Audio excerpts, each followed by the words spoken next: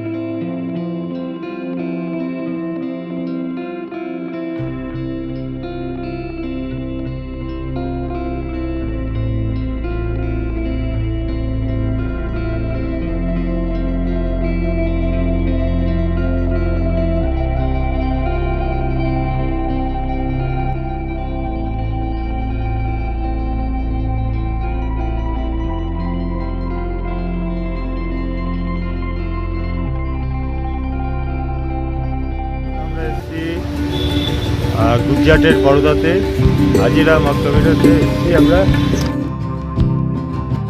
এটি হলো কুতুবউদ্দিন মোহাম্মদ খানের সমাধিস্থল, যা হাজিরা টোম নামে পরিচিত।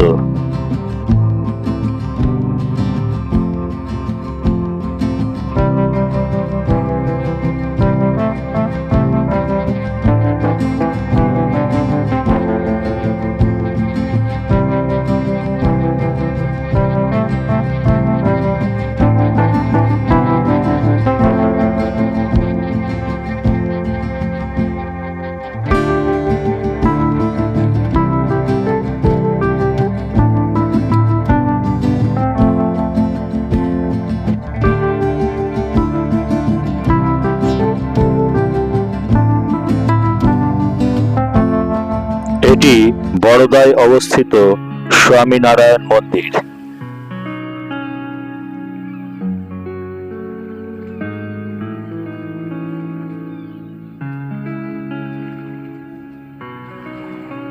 এটি মহারাজা সায়াজিরাও গায়কোয়াড় III দ্বারা নির্মিত কীর্তি মন্দির। কীর্তি মন্দির নাম হলেও এটি কোনো মন্দির নয়, এটি একটি মিউজিয়াম। বাঙালি শিল্পী নন্দলাল বসুর হাতের তৈরি শিল্প ভাস্কর্য, ওয়াল পেন্টিং, মহারাজা ও মহারানীর আবক্ষ মূর্তি ছাড়াও বিভিন্ন মার্বেল পাথরের তৈরি বিভিন্ন রকমের নকশা স্কাল্পচার দ্বারা সজ্জিত আছে, যা এই অঞ্চলের সমৃদ্ধ ইতিহাস ও সংস্কৃতির প্রমাণ হিসেবে দাঁড়িয়ে আছে। ভেতরে ভিডিওগ্রাফি অ্যালাউ নাই, তাই দেখাতে পারলাম না। এটি হলো বরোদার স্থানীয় মার্কেট, খান্ডেরাও মার্কেট। সময়ের অভাবে ভেতরে প্রবেশ করলাম না।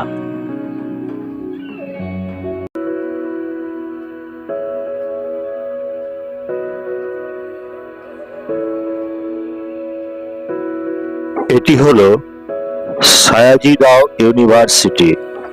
1861 সালে ইন্দো সারাসেনিক স্থাপত্য শৈলীতে মহারাজা সায়াজিরাও গায়কোয়াড়ের উদ্দেশ্যে নির্মাণ করা হয় এই বিশ্ববিদ্যালয়টি। এটি হলো বিশ্বের বৃহত্তম ব্যক্তিগত আবাস লক্ষ্মীবিলাস প্যালেস।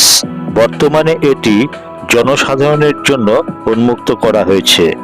মহারাজা সায়াজিরাও 1890 সালে এই প্রাসাদ নির্মাণ করেছিলেন। বহু জনপ্রিয় হিন্দি সিনেমার শুটিং এই প্যালেসে হয়েছে।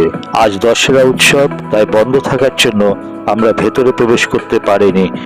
এটি হলো বরোদা মিউজিয়াম। বরোদার এই সকল দর্শনীয় স্থানগুলো দেখতে হলে ভাদোদারা স্টেশন থেকে অটো বা গাড়ি ভাড়া নিয়ে একদিনের মধ্যেই সমস্ত দেখে নিতে পারবেন।